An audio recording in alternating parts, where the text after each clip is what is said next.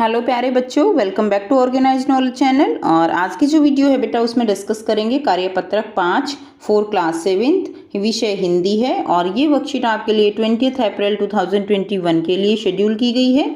और जो वर्कशीट है बेटा उसमें हम नया चैप्टर स्टार्ट कर रहे हैं, दादी माँ। और ये चैप्टर 2 है आपका, ठीक है। बसंत जो बुक है आपकी NCERT उसका चैप्टर 2 है दादी माँ, उसको हम यहाँ पर शुरू करेंगे। लास्ट वर्कशीट में हमने बच्चों जो कविता है आपकी हम पंछी उन्मुक्त गगन के, वो हमने पढ़ी थी। वर्कशीट शुरू करने से पहले बेटा प्लीज़ चैनल को सब्सक्राइब कर लीजिए, बेल आइकन को भी प्रेस कर लो ताकि आप बच्चों को हर वीडियो की नोटिफिकेशन वो समय से मिलती रहे और आप अपना होमवर्क वो समय से कंप्लीट कर सकें। आप सबको पता है कि हम चैप्टर कौन सा पढ़ने वाले हैं, दादी माँ। नाम से ही आप समझ गए होंगे कि लेखक अपनी दादी को याद करते हुए लिखता है। तो बच्चों लास्ट वर्कशीट से हम ये चैप्टर पढ़ रहे हैं, उससे पहले भी हमने चैप्टर पढ़ा है।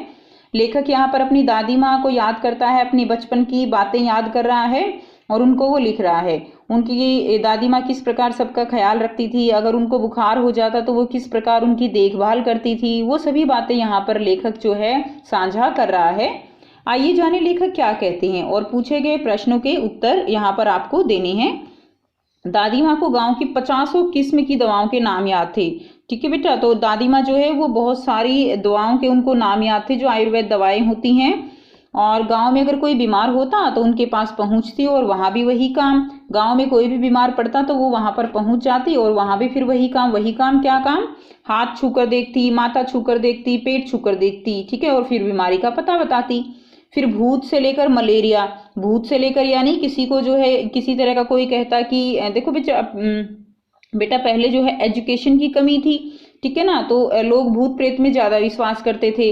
तो कुछ लोगों को होता था कि अगर कोई बीमार ज्यादा हो गया है तो इसके किसको भूत जो है भूत ने जकड़ लिया है, ऐसी प्रचलित जो है काल्पनिक धारणाएं थी। तो अगर किसी को भूत से लेकर मलेरिया हो जाता, सरसाम क्या होता है बेटा? एक तरह का बुखार होता है। बुखार जब एक तरह का उग्र रूप धारण कर ले, बहुत तेज जो है हो जाए, तो उसको हम सरसाम बोलते हैं। इसको हम सन्नपात के नाम से भी जानते हैं। निमोनिया है, ठीक है, और तक का अनुमान विश्वास के साथ सुनाती थी। तो ये सभी बातें जो हैं ये सभी बीमारियां, इन सभी की दवाई जो है वो बता देती थी। महामारी के दिनों में रोज सवेरे उठकर स्नान के बाद लौंग और गुड़ मिश्रित जलधार, गूगल और धूप। तो महामारी उस समय क्या होता था बेटे, इलाज इतना ज्यादा नहीं था, ठीक है। तो यहाँ पर वो बता रहे हैं कि महामारी जो है वो पहले बहुत जल्दी जो है ज्यादा फैलती थी। तो जो महामारी के दिनों में वो सफाई का बहुत ध्यान रखती थी दादी माँ। महामारी के दिनों में वो क्या करती, वो सुबह उठते ही स्नान करती थी, लौंग और गुड़ मिश्रित जलधार, गूगल, धूप, इन सब को वो दवाई के रूप में इस्तेमाल करती थी। सफाई कोई उनसे सीख ले, यानी वो सफाई भी बहुत ज्यादा जो है उनको पसंद थी। और दवा में देर होती, मिश्री या शहद खत्म हो जाता, चादर या गिलाफ नहीं बदले जाते तो वो जैसे पागल हो जाती।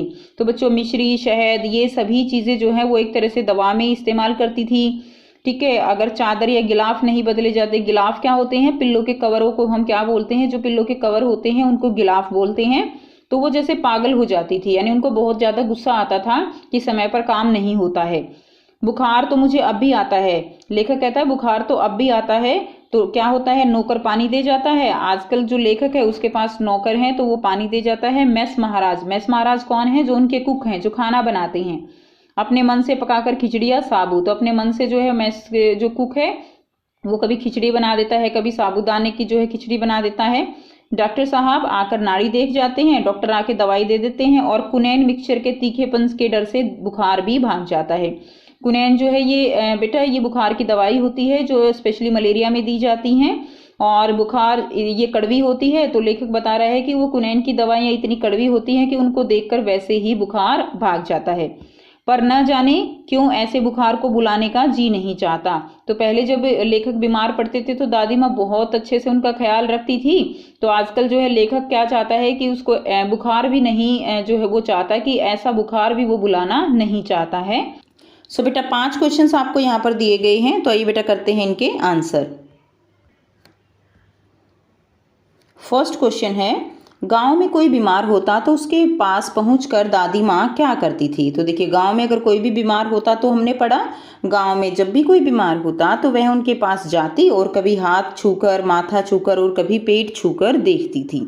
ठीक है, नेक्स्ट देखिए प्रश्न 2 है, महामारी के दिनों में दादी माँ क्या किया करती थी। तो महामारी के दिनों में दादी माँ क्या किया करती थी। महामारी के दिनों में रोज सवेरे उठकर दादी माँ स्नान के बाद लवंग और गुड़ मिश्रित जलधार, गूगल और धूप आदि करती थी। किस लिए करती थी बेटा, ताकि जो है महामारी वो किसी को ना लगे। ये नुस्खे वो अपनाती थी। प्रश्न 3 है, लेखक को जब बुखार आता है तो नौकर और महाराज उनके लिए क्या क्या करते हैं। तो लेखक को जब बुखार आता है तो नौकर पानी दे जाता है और मैस महाराज अपने मन से पकाकर खिचड़ी या साबू दे देता था। ठीक है, तो ये आंसर आप लिखेंगे कि जब लेखक को बुखार आता है तो नौकर क्या दे के जाता है, नौकर पानी दे जाता है और मैस महाराज क्या करते हैं, खिचड़ी या साबू जो है वो बना देते थे। नेक्स्ट देखिए प्रश्न 4 है, दवा में देर होती, मिश्री या शहद खत्म हो जाता, चादर या गिलाफ नहीं बदले जाते तो वे जैसे पागल हो जाती। अब ये जो शब्द दिए गए हैं, रेखांकित शब्द किसके लिए प्रयोग किया गया है और वे ऐसा क्यों करती थी। ठीक है, तो बेटा यहाँ से उत्तर लिखेंगे। ये शब्द दादी माँ के लिए प्रयोग किए गए हैं क्योंकि महामारी के समय वे सफाई का बहुत ध्यान रखती थी और उनको डर रहता था कि कहीं कोई बीमार ना हो जाए, इसलिए हर काम उनको समय पर चाहिए होता था। ठीक है, तो यहाँ से आंसर लिखेंगे। नेक्स्ट देखिए प्रश्न 5 है, इस समय कौन सी महामारी फैली हुई है, चल रही है और उससे बचने के लिए हमें क्या क्या करना चाहिए। तो इस समय बेटा कौन सी महामारी फैली हुई है, कोविड-19 महामारी फैली हुई है। और बचने के उपाय क्या हैं। बचने के उपाय आप सब बच्चे जानते हैं। नंबर 1 मुंह पर मास्क लगाना चाहिए, नंबर 2 बार बार हाथ धोने चाहिए, नंबर 3 सामाजिक दूरी बनाकर रखनी चाहिए और नंबर 4 है किसी के साथ चीज़ें जो हैं वो साझा नहीं करनी चाहिए। तो ये 4 उपाय जो है आप अपनी कॉपी में लिखेंगे। सो ये थी आपकी आज की वर्कशीट बेटा हिंदी की। आई होप स्टूडेंट्स आपको वर्कशीट क्लियर है। कोई भी डाउट है आप कमेंट सेक्शन में कमेंट करके पूछ सकते हो। वीडियो अच्छी लगी तो लाइक कीजिए, शेयर कीजिए और चैनल को सब्सक्राइब कीजिए। So thanks for watching students, मिलते हैं नेक्स्ट वीडियो में नेक्स्ट वर्कशीट के साथ।